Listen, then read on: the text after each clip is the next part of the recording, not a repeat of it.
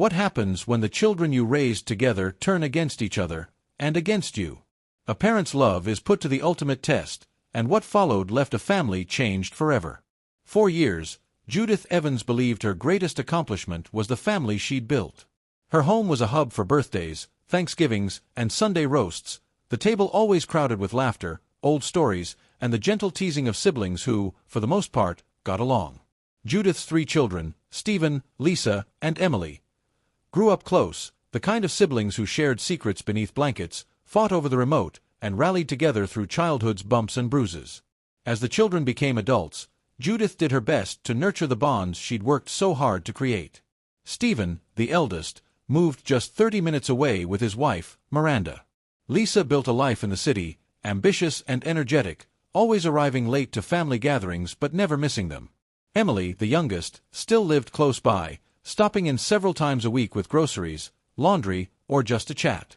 If Judith had a favorite, she would have sworn she kept it hidden. Truthfully, her heart felt drawn to each in different ways: Stephen's steadiness, Lisa's laughter, Emily's gentleness. And yet, over the years, Judith noticed the balance shift. Little resentments crept in. Lisa bristled at Emily's closeness to their mother. Stephen grumbled about shouldering more of the yard work. Emily, for all her visits, sometimes wielded her helpfulness as a weapon. Still, Judith kept the peace. She mediated spats, remembered everyone's birthday, and made sure the family text thread was full of love and reminders. She never imagined it could all unravel in a matter of months. It started small. After Judith's knee surgery, Emily became her main caregiver, shopping, cooking, handling bills while Judith recovered. At first, Stephen and Lisa called regularly, sending flowers and texts, promising to visit as soon as work lets up. Emily, meanwhile, was always there, bringing soup, fluffing pillows, handling the endless doctor's appointments. Judith tried to reassure the others that Emily wasn't doing it for recognition. She just lived closer, had more flexible hours, and seemed to enjoy the caretaking. But soon, Stephen's calls became less frequent. Lisa's messages took on a clipped tone: "I hope you're not letting Emily do everything. Let me know if you need anything I can actually help with." Judith felt the rift widening but couldn't name its source. At Thanksgiving, Stephen and Miranda arrived late. Lisa sulked in the kitchen, and Emily seemed tense, all bright smiles and nervous laughter. The conversation felt fragile, old stories landing flat. When Judith tried to thank Emily for her help, Lisa rolled her eyes and muttered, "We know, Mom, Emily's perfect." Stephen mumbled, "Some of us don't have the luxury of dropping by every day." After the meal, Lisa stormed out, Stephen retreated to the den, and Emily burst into tears in the laundry room. Judith sat at the kitchen table, the house suddenly too quiet, the echo of slammed doors ringing in her ears. Over the next weeks, the distance grew. Stephen canceled 2 Sunday dinners in a row, citing work. Lisa sent curt texts, refusing to join family group calls. Emily tried to smooth things over, suggesting a sibling coffee, but only Judith showed up. Judith worried constantly. Had she made Emily her favorite without meaning to? Was it wrong to rely on the child who lived closest? She reached out, sending long emails to Stephen and Lisa, full of love and apologies for any hurt. Stephen replied with a brief, "It's fine, Mom. Busy lately." Lisa didn't answer at all. One afternoon, Judith called Lisa, her voice trembling with anxiety. Lisa finally picked up, irritation sharp in every word. "You always take Emily's side, Mom. You never see what the rest of us do. I'm tired of feeling like the outsider in my own family." Judith's heart broke. She tried to explain, but Lisa hung up before she could find the right words.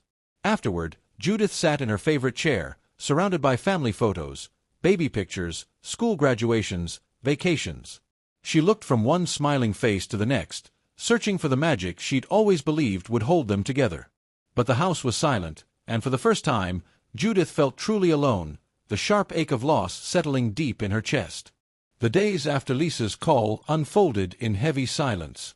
Judith kept her phone close, waiting for the chime of a message or the ring of a call from either of her older children. The phone stayed stubbornly still. Each morning, she checked the family group chat. Old photos and polite updates from months past were all that remained. No new messages. No invitations. Emily visited as usual, arriving with groceries and a bright, too careful smile. She moved through the house as if she owned it, straightening cushions, organizing Judith's pill bottles, chatting about the weather and her job at the bookstore. Judith tried to act normal, grateful for the help, but her words landed softly, muffled by the ache inside. "Have you heard from Stephen or Lisa?" Judith asked one afternoon as Emily dusted the living room shelves. Emily paused, feather duster in hand. "Stephen texted me last week, just to ask about your appointments." "Lisa?" "No, not really." She hesitated, biting her lip. "Maybe I should back off, give them more space with you." Judith shook her head, worry clouding her face. "No, sweetheart. I love seeing you. I just wish things felt like before." Emily nodded, but Judith could see the worry behind her eyes. The quiet lingered between them. The next Sunday, Judith roasted a chicken and set the table for 5, just like she always had. She texted Stephen and Lisa reminders, sent emojis and photos of the meal preparations. Hours passed. Only Emily arrived. The two ate together, picking at their food, the big house echoing with empty seats and what-ifs. Monday morning, Judith tried calling Stephen. He answered on the third ring, his voice weary. "Sorry, Mom. It's just been a lot. Work's busy. Miranda's parents have needed us. I'll try to visit soon, okay?" She tried to keep her voice light. "Of course, honey. I just miss you. I miss everyone." Judith tried Lisa next, but the call went to voicemail. She left a gentle message, asking her to call back. No reply came. That week, Judith bumped into a neighbor at the market, who asked after the family. Judith managed a polite smile, answering with practiced words, but inside she felt a new emptiness. Even simple errands were reminders of what was lost. Every street, every coffee shop held a memory. On Thursday, a package arrived, a birthday card from Stephen for her upcoming 71st, with a short note inside, "Hope it's a great day, Mom. Love, Stephen." No mention of the family dinner, no talk of seeing her soon. She placed it on the mantel, the words both a balm and a wound. Emily tried to bridge the gap, suggesting they bake cookies for the others, or drive out to the city for a surprise visit. Judith hesitated, fearing the gesture would only deepen the wounds. "Let's wait," she said, her voice tired. "Maybe they need time." The house felt quieter than ever. Judith watered her plants, made soup, watched old movies in the afternoons.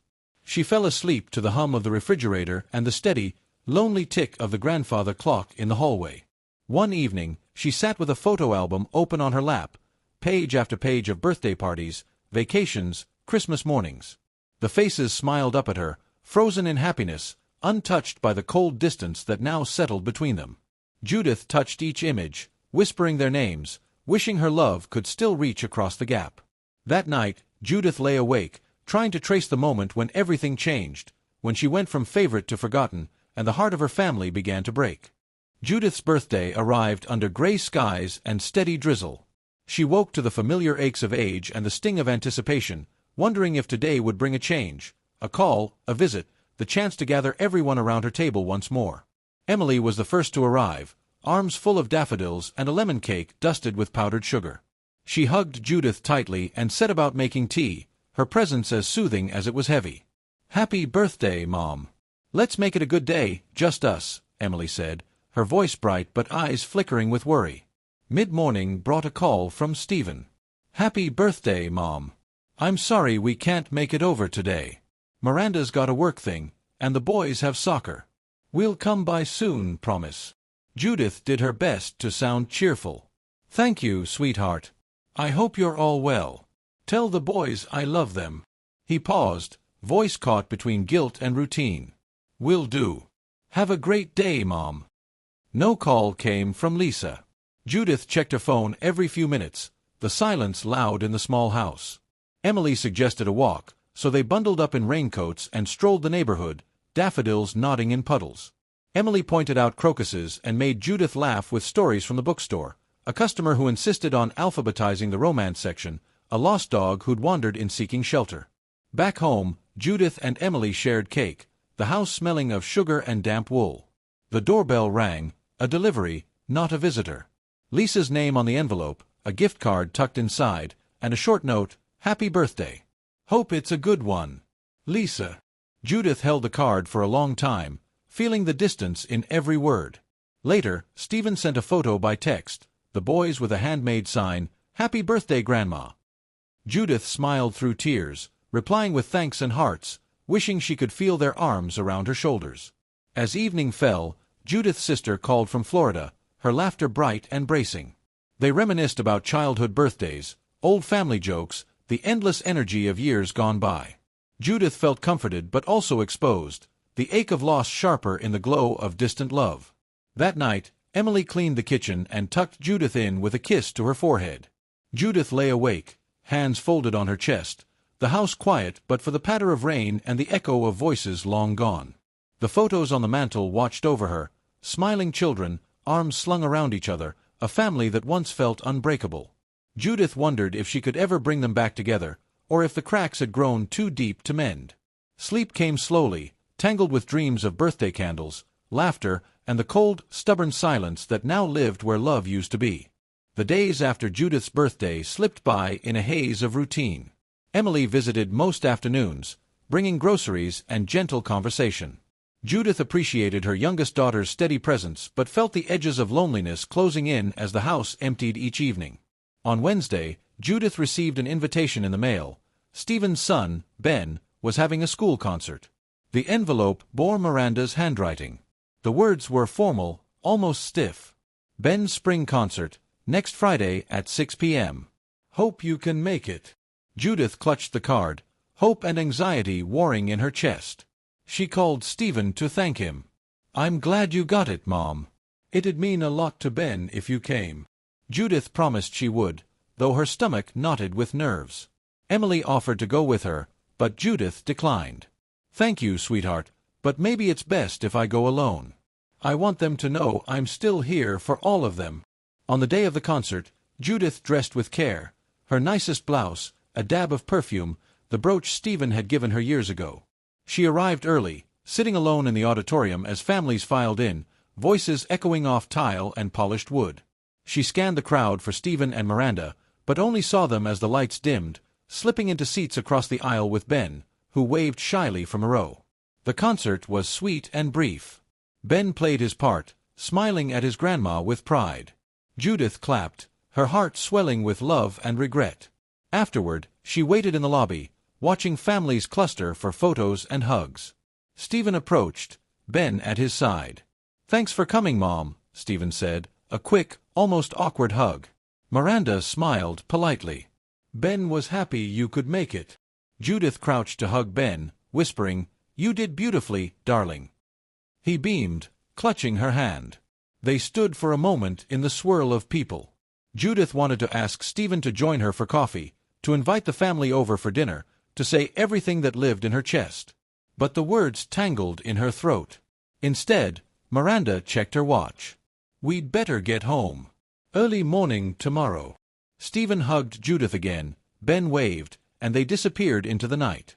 Judith walked slowly to her car, blinking against tears. She drove home through quiet streets, the memory of Ben's proud smile bittersweet in her mind. The next morning, she called Lisa, leaving a message about the concert, about Ben's performance, about missing her. The call went unanswered. Judith tidied the house, baked a cake, and set aside a slice for Lisa, hoping she might drop by unannounced. Emily arrived that afternoon, reading Judith's face in a glance. "You did the right thing, Mom. Just showing up matters." Judith squeezed Emily's hand, silent. She wondered how many more milestones would pass this way, together but not, love offered and rarely returned. That night, Judith stood in the hallway, looking at the photos lining the walls, Lisa's graduation, Stephen's wedding, Emily's first piano recital. She touched each frame, remembering the laughter, the fullness of those days, and whispered the words she could never say aloud. "Please, come back. I need all of you."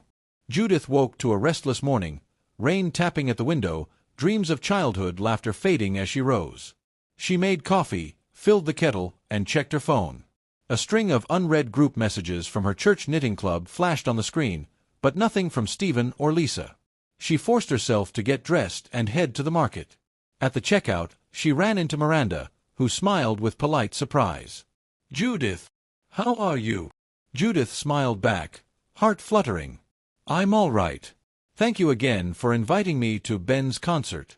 It meant a lot. Miranda nodded, glancing at her cart. Ben was thrilled you came. She hesitated, then added, Stephen's been busy at work. He talks about you. Just give him time. They parted with awkward goodbyes. Judith drove home, groceries rattling in the trunk, replaying Miranda's words, give him time. How much more time, she wondered, could a mother's heart take? Back home, Emily arrived with pastries and a stack of new library books. They drank tea in the kitchen, Emily chatting about a neighbor's new baby, the upcoming book sale, the small routines of daily life. Judith listened and smiled, savoring her daughter's presence even as she worried that too much closeness with Emily seemed to drive her other children further away. Later that week, Judith received an email from Lisa. It was brief, businesslike, I'll stop by Friday to pick up my mail. Don't worry about dinner. Judith's heart leapt at the promise of a visit but ached at the warning, don't try too hard. Friday came. Judith spent the day cleaning, arranging flowers, and baking Lisa's favorite lemon bars, despite the note. She placed the bars in a tin, set out fresh coffee, and waited.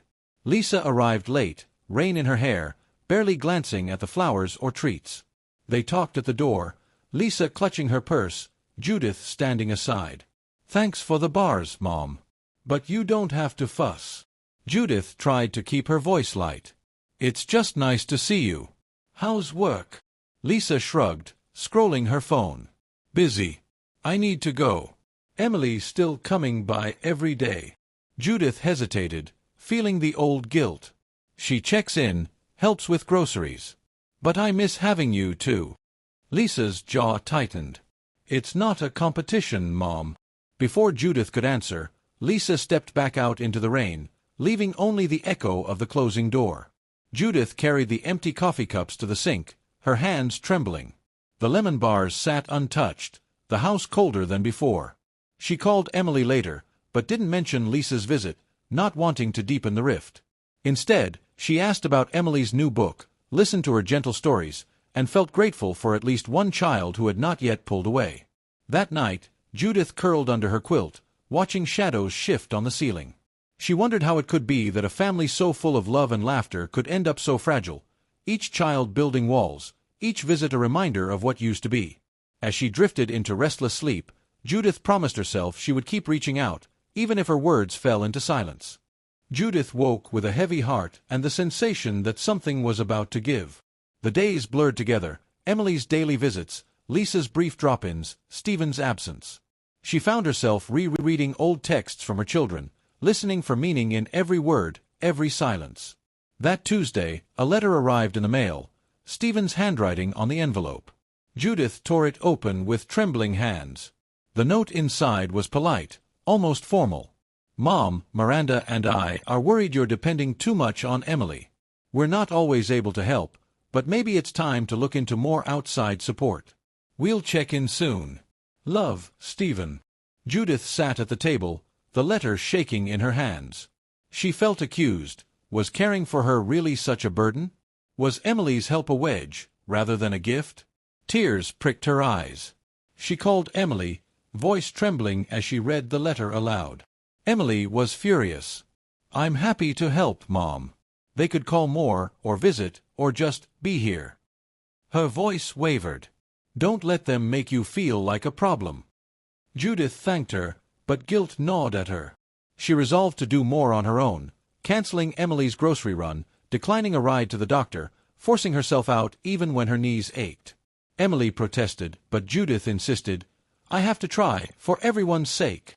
The next Sunday, Judith invited all 3 children to dinner, just like old times, she wrote in the group chat, careful not to sound desperate. Stephen replied that they'd be away visiting Miranda's parents. Lisa gave a non-committal, maybe. Emily promised to come, offering to bring dessert. That evening, Judith sat at the head of her long dining table, a roast cooling in the kitchen, the table set for 5 but only Emily's coat in the hallway. They ate quietly. Judith did her best to fill the conversation with lightness, but Emily could sense her sadness. After dinner, they washed dishes together. Emily, hands deep in soapy water, finally said, I don't understand them, Mom. I'm just doing what you did for all of us. Why is that so hard for them to see? Judith didn't have an answer.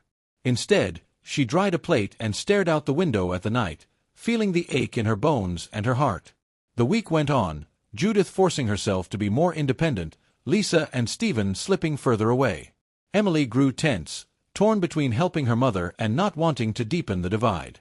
Even her visits grew shorter, her laughter less frequent. One afternoon, Judith found herself at the park, sitting on a bench watching families chase children in the spring sunlight. She wondered how a mother's best intentions could lead to so much pain, how love could be mistaken for favoritism and need could be seen as a flaw. That night, Judith lay awake in the dark, heart pounding, as she realized her family was broken in a way she didn't know how to fix. Judith moved through the next week as if underwater, every sound muffled, every task heavy. The tension with her children hung over the house like a gathering storm. Emily came less often, her texts shorter, her voice stretched thin with worry and frustration. Lisa sent only one message: "Hope you're feeling better." Busy week.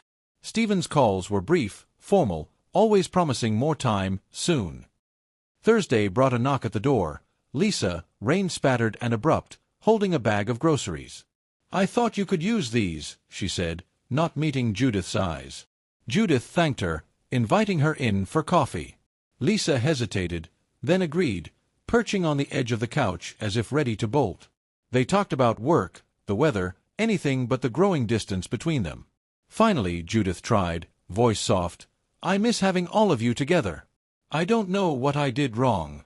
Lisa shrugged, a flash of pain in her eyes. "It's not just you, Mom. Sometimes I feel like there's no space for me. Emily's always here, and Stephen's always got an excuse. I don't know where I fit." Judith reached for her daughter's hand. "You'll always belong here. You're my child. Nothing changes that." Lisa squeezed her hand, then quickly pulled away. "I need to go." When she left, the silence was sharper than before. That night, Emily called. She sounded tired, distant. "I think I'll take a few days, Mom.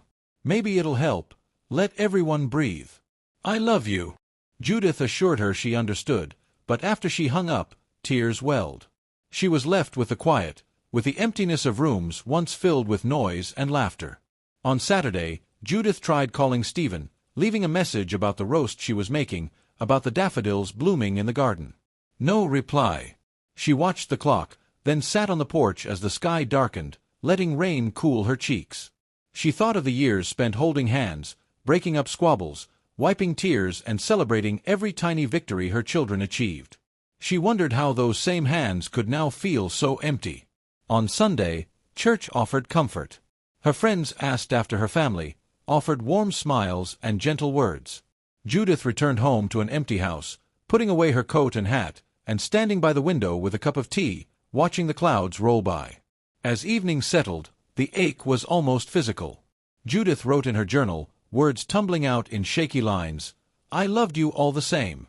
I gave you all I had. I wish you could see me, still, the way I see you." She closed the book, turned off the lights, and climbed into bed alone, her heart heavy with love that had nowhere to go. A week later, Judith woke to the first true warmth of spring.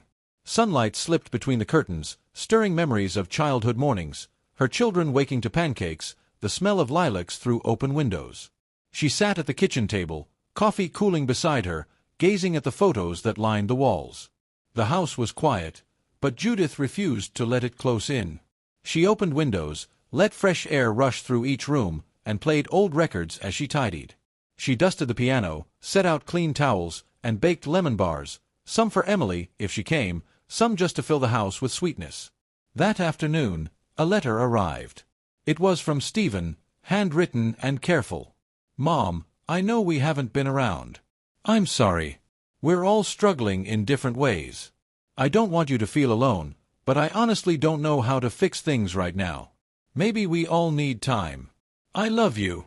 Judith pressed the letter to her chest, letting the words settle. It wasn't what she'd hoped for, but it was something. Later, Lisa called, her voice softer, less guarded. "Just wanted to hear your voice, Mom. I know I've been distant. I love you. I'm just figuring things out."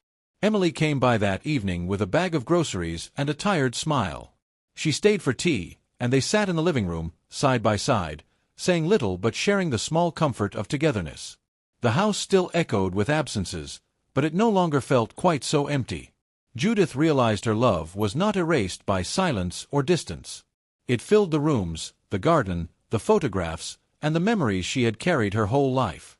As dusk settled and birds sang in the budding lilacs, Judith stood at her window, breathing in the soft air.